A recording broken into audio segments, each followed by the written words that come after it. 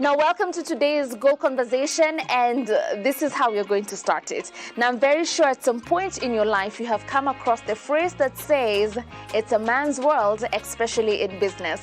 Well, that is true to some extent, but I'm here to let you know that that narrative is changing quick and fast, because now we do have women who are taking up space in business. Now, to give you more proof on that, we are about to speak to Jane Maigua, who is the CEO of Exotic APZ Limited, which is the only 100% women-owned and women-led processor and exporter of macadamia nut in Kenya. Thank you so very much, Jane, for making time to be with us today. Such a powerhouse, aren't you? Eh? Thank you very much. Thank you, sir. Of course, we're so happy to be here today. Now, before we even get into the meat of the matter, we want to understand your journey and also learn how you landed in the macadamia sector. My journey started when I was young. I had a dream, when I was growing up in the rural areas, and I could see the struggles that farmers, my parents were farmers, peasant farmers. I saw the struggles they underwent, having to take their produce to the market. Actually, a lot of middlemen were coming to buy their crop.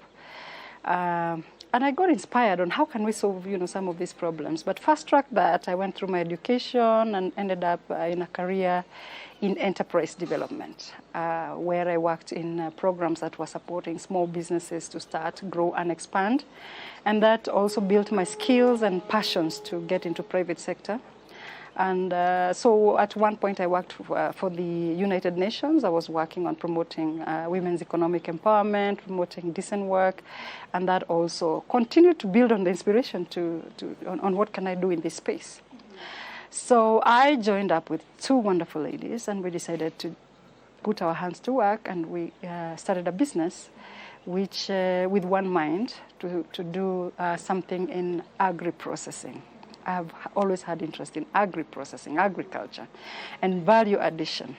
So we had some basics that we were looking for. We were looking for a business that could create jobs. So in our minds, we knew we wanted to do something in manufacturing or value addition in agriculture. We also wanted to challenge ourselves into international business. So we were looking for a value chain that would send products into the export market. We also wanted to impact on communities. So we looked through very many value chains in agribusiness, and we ended up with macadamia because it ticked a lot of the boxes, and it aligned very much with our passion. We're understanding that the macadamia sector is very much male-dominated. Why do you think that is the situation? What is making it very impossible for women to come in there and dominate? Well, macadamia is grown on trees. Obviously, it's increasingly becoming an economically important crop in Kenya. And we know most of the cash crops in Kenya, and actually most of the productive assets in Kenya, the land itself, and these major crops, coffee, tea, these are owned by women, by men in Kenya by default. And so when we came into the sector 7 years ago, we found that majority, in fact, 100% of the business owners at processing and export level were male. And we did a little study, actually, just before we came in, and we learned a lot of the participation of the different gender in the value chain, in the entire value chain, right from the farm. So there's a lot of women participating at farm level in terms of working on the farms. That's what the women are doing, and there are really many of them. But in terms of going to the market, when you start getting the produce now to the market, taking it to the collection centers or selling it, you now find the men take over in terms of receiving the cash and then controlling that cash. And as I said before, in terms of manufacturing, we didn't find any woman. And that actually inspired me to get into the space, just to also challenge the norm. It's like a cultural norm that was already there, because we are there and we don't see why women should not be in there doing the same thing that we are doing. Because it's running a corporate company like any other business would run, as long as you have the right systems and you're willing to take risk and participate on the table of business. Given that you're now in that space, space and you're leading the only 100% women-owned and women-led processor and exporting company in Kenya. What are some of the challenges that you have had to go through being a woman, and also some stereotypes that you've had to demystify on your journey? Challenges have been myriad. Some are generally as other businesses would face, but quite also a number of them that have a gender face, in terms of challenges. One of the things that when you're getting into the business that you definitely need is capital. So for a business that is setting up at a very formal level and of course into exports, there's a significant amount of capital. Actually, that's the other thing that is a deterrent for many women to participate, because you need a significant amount of investment to enter into the macadamia value chain at processing and export. So we needed to raise capital. We were starting small, like everybody else would start, and we didn't have enough money. We had a little money from our savings, but it's definitely a small drop in the ocean of capital that was needed. So we embarked on a very robust capital raising venture, which I was leading, talking to the banks and various other funds that exist.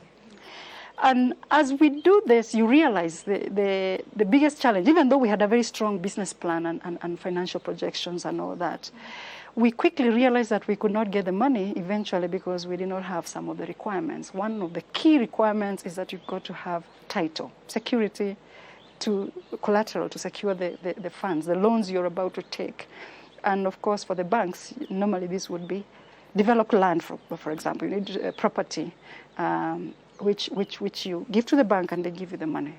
Women usually don't have this kind of properties worth this much that we were looking for. And most of the time you have joint ownership. If you have land, you have joint ownership. If you have any little pieces, they're probably not as significant in value as would be. And even if you had titles, joint properties at home, you have got to seek consent from your partner, if you have one, for you to be able to utilize this. So the aspect of collateral security was a big thing. We really struggled with raising funds right from the beginning. And so we started really small and have grown, gradually, because we've had to prove performance also and try to build a bit of asset base to be able to raise capital. And in the industry, the way it's structured and the way we found it then, there was different levels of brokers and intermediaries, and most of these were men. And for you to penetrate through that system was not easy for a woman to do, a decent woman. And when we started, we were really doing the work, most of the work ourselves. I would go to the field to buy the nuts from the farmers myself in person, as my partner and the other, people in the operations were working on the operations of the factory. So you find that people tend to think a woman cannot be able to purchase the quantities that are needed, and such kind of biases. When you come to the factory, the understanding of the processing, the machines and procuring the machines, people tend to think women may not have this kind of understanding. But how we complemented that, because, for example, we are not engineers, I'm not. So we looked for staff, talent that is qualified for the different functions that we were setting up in the business. Talk to us about the farmers you're working with. How many do you have so far? And also, what are you doing more to make sure that you are empowering your small-scale farmers?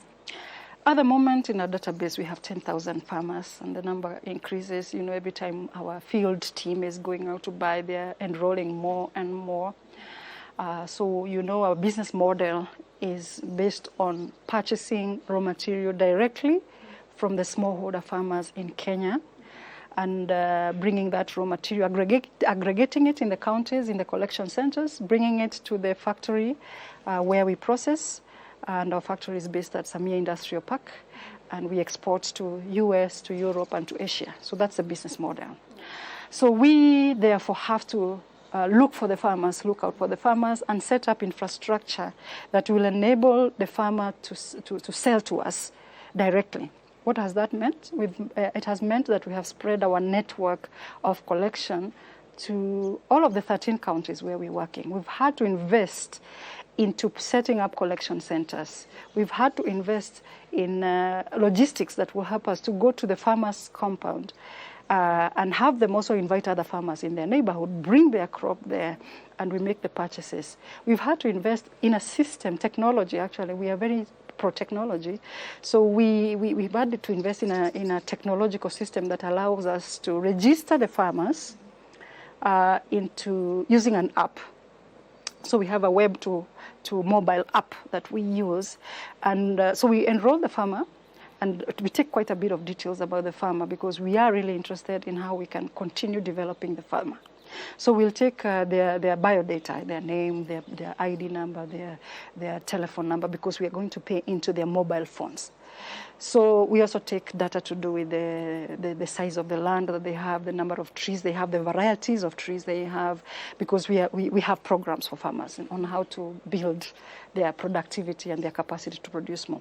So apart from the registration, this app helps us to pay the farmer.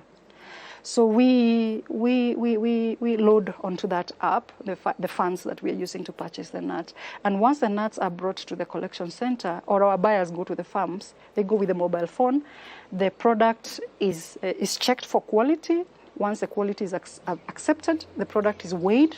We sometimes use Bluetooth scales. So when that weighment happens, that information jumps into the farmer's phone, and it also goes into our system, of course, and it gives information on what has just been received, the quantity and the price and the amount, and from which company, of course. You work so much with the international markets. You've mentioned the USA, Europe, and Asian countries as well. Talk to us about the demand. What is it looking like now, and how can you compare it to the previous years? Yeah, so year 2024, now in this month of July, the demand has kicked back in the kernel market and is rising, is on the rise. We have significant demand because there's actually a growing shortage of processed kernel in the world market. The US is the largest market for macadamia nuts in Kenya. That's where we have the largest consumption, followed by Europe and China. So we sell to those three continents, and we sell raw processed macadamia kernel. So the demand has not always remained the same way as it is now. When we joined into the industry, we found the demand was strong, and it continued on until 2020, when the demand went down again, obviously because of the COVID disruption that was there. It quickly came back, but still somehow the uptake was affected in the international market. So there has been accumulation of inventory over post-COVID period, 2021 and 2022. However, we were still selling. So 2023, the demand fell in the international markets. So inventory had built up significantly. Growing countries were also now producing a lot. And so we found ourselves at a place that we were not selling. Help us understand, what are those factors that affect the market demand? What makes it possible for last year to have a very high demand, and then a year later the demand has really dipped? What happens in there? There was a bit slow consumption as a result of the COVID effects, but also come to 2023, 2022 into 2023, we saw the wars happening in the world. So all these wars tend to affect business. Everybody knows that. So the war in Russia and all the inflationary effects that followed, every country of the world, and in fact, even in these countries where we are selling to the US, the Europe. So in terms of inflation, and of course the currency fluctuations, the erratic currencies and all that, also pushing the inflation further up. So that caused a little bit of a shake-up in the market in terms of consumption. And this is building on a point where inventory had started to build up after COVID. So the buyers in the international markets decided to buy what was already in the system. Products are imported from Kenya and from other origins into US, for example, and into warehouses where they are distributed to the various manufacturers and retailers and roasters and everybody else. So they do their stock take within their countries. They have very organized systems, and they do realize that we have sufficient inventory within reach, which we can utilize, and so we don't need to go back to Africa, South Africa, and Australia and elsewhere. We can first utilize what is available. I'm putting it in very simple terms for people to understand. So that led to low demand. It didn't go to zero, but significantly low. And so inventory, of course, is building up again because the crop does not wait, right? It's still growing, it's still being harvested, and it's still going on. So naturally what happens is that when the supply outstrips demand, prices go down. So the prices dipped immediately last year to over 50%. The market prices in US and in Europe, they went down, even China. China buys a little bit of kernel as well. So processors found themselves at a place, all processors in Kenya, that they are not having the capacity to purchase from the farmers because they are not having onward sales at that time. So anyway, the year went by and the sales were, the inventories were sold against the lifting of the ban. Maybe we can talk about that a little bit, the response by, for example, Kenya. So Kenya saw the need to lift the ban of export of unprocessed nuts so that farmers could sell their raw material or their produce into the purchasing country, which in this case, China is the one that buys the nut and shell. So there was a window of 3 months. That was okay for the moment to be able to pull out the inventory. Then come 2024, actually at the close of 2023, there was another extension, let me call it extension, of this lifting of the ban for another 12 months. That, to the opinion of processors, was not quite a good move because the inventory that was stuck up in all the systems had been moved out, and now the kernel market was back, which is the most sustainable market for macadamia nuts, you know, for origins like Kenya, for example. Now we understand the repercussions of the policy where now Kenya can export nut and shell, but if you speak to some of the farmers, they have concerns of prices because they can export their nut and shell a kg at probably 120, and sometimes when they sell to a processor, the price could be very low at 50 shillings. And when you put yourself in the shoe of the farmer, you'd understand why they would run to where there's more money. Please help us understand how we can streamline these two key players so that we are also not sending away all our jobs, all our raw materials to the international market. Ghana in 2019, actually, 2018, 2019, we ourselves and other processors, we bought nuts at 250 per kilo, 220, you know, 200, over 200 shillings a kilo. And we're still processing and exporting. So what does that tell you? It's a factor of the international markets. It's not a factor of the processor. It's a trend in the international market prices that we follow. Remember that the way the industry is structured in Kenya is very different actually from South Africa and Australia, because there we have large-scale farmers and they are growing only grafted product. Their quality is very different from our quality, so different. So anyway, coming back to Kenya, so the structure of our industry is mostly majority of the nuts are bought by brokers. Yeah, typically the intermediaries, we call them brokers, and there are very many layers of brokers. There's a large broker, the one that will deliver with a truck, a 10-ton truck. There's another one that drives pickups, you know, and is the one that delivers to the one that has the 10-ton trucks. And there's the one on the motorbike in the villages. There's even another one walking from farm to farm. So they're handing over to each other. So what happens in that kind of a supply chain? The one that is walking around on foot or even on a motorbike to buy nuts, they're buying at very, very low prices. So because they're always adding margins, and you know, intermediaries are always looking at how can they add a bigger margin for themselves. So by the time it gets to the processor, the price is higher from the broker and the price to the farmer is low. That's why we had, for example, in 2020, there were some farmers that found themselves selling to the brokers at 20 shillings. There is no processor, absolutely, that was buying at 20 shillings. It is a broker system. Many of them will go out and buy and stock up and wait, like stocks and shares, and wait for the moment when they can now raise the price when they're selling to the processor. And this is what we are talking about as processors. We need to continue investing in systems that can purchase directly from the farmer, because then we transfer that value directly to the farmer rather than have like 3-4 layers of intermediaries. Right. So if you look at a 10-year trend, the prices we have bought at have not been low at all. You know, we've been in the market 7 years, but we do research even before we joined. You know, what were the prices like? We look at the time ourselves have been there. What have the prices we have been buying at? We have been buying significantly over 100 shillings a kilo, 150, 165. It fully depends on the market price. So when the market price comes back, then of course all that price is pushed down to the farmer, especially if you are like exotic and you're buying directly from the farm. All right, now Kenya is currently controlling about 13% of the international macadamia demand, and we do have the potential of doing a lot more than that. What needs to be done so that we get there? Yeah, and remember 13% is of macadamia nuts. You know, there's also very many other nuts in the world that are being consumed. So what we can do better is, you know, as Kenya, you know, we've been talking about value addition all the time. And the level of value addition that we're doing is still at raw but processed nuts.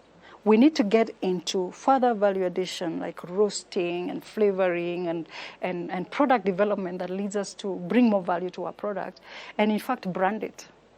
You know, have branded product in the international market. That way we secure ourselves more position. We need to see joint effort between the players and government in promoting Kenya as a source of high quality macadamia nuts.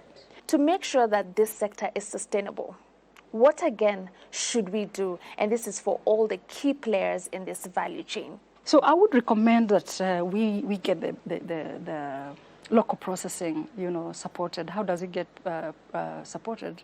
You know, a few years back, should be almost a decade now, there was that restriction. Let me call it restriction because that's the name that is written in the AFA Act. There was a restriction of selling of unprocessed material, macadamia nuts, into any other country. That had several purposes. One was to promote local processing, create more value and wealth at local level in terms of in Kenya, and produce a product that is acceptable into wider markets. Wider markets, which ones? US, the biggest consumer, and Europe. Like I mentioned, nut in shell is only going into a single market, into China. So we need to have proper laws. We need to have, and this in this case, I'm speaking about one of the important laws is to ensure that there is a law that is promoting value addition. Like if we got that ban back, it's still there in the act, because the kernel market is back. It was only a very short duration, which is last year, that there was that hitch. It's like a bump in the market, but that cannot sacrifice the entire future of sustainability of the macadamia sector. You know, some countries like China are even becoming self-sustainable. The last time I checked, China is now #2 producing country of macadamia nuts in the world. Yeah, and Kenya has quickly gone into #4. It used to be #3. So what does that mean? Is that, you know, if we depend on one market, we might also find ourselves either having no bargaining power, even in terms of the pricing that we sell to them. Because when we are only selling to one market, then we are shutting down actually manufacturing. We are all going to shift into selling nut and shell. We shut manufacturing. Which means that the customers that buy kernel will move to other countries that are selling kernel. They'll move to South Africa. They'll move to, you know, different other countries. So we need to make sure that we are doing value addition, and in fact going further, getting it into oil, getting into different types of products that we can sell international. Yes. That will help us protect jobs, because manufacturing is equals to jobs. Yeah. Mm-hmm. And finally, is there space for the young people in the macadamia sector? A lot of space. You know, every processor is employing, you know, over 50-60% are young people that are employed there. My company is employing 75%. The employees 75% are young people. We have 154 people that have been working for this company. Those are youth between 18 and 35. Majority, you could talk about 20-22 years. Women, 85% are women. So there's space as workers. There is also space as farmers, by the way. They are coming up very well. There's nursery trees, propagation for seedlings. There's also value addition now into other products, into oils, into butter, into various products, you know, into roasted and flavored nuts, and they can pack them for the local market, the regional market, Africa. You know, the markets are large. Thank you so very much, Jane, for speaking to us and also just leading the way in the space of macadamia as a woman. Now, in the famous Beyonce words, who runs the world? Girls. There you go. Girls run the world, and Jane right here is a palpable proof of that. Now, that is all we did have for you in our Gold Conversation. Thank you so very much for watching, but please do keep it Kenya's Gold, because we do have a lot more when it comes to all matters agriculture.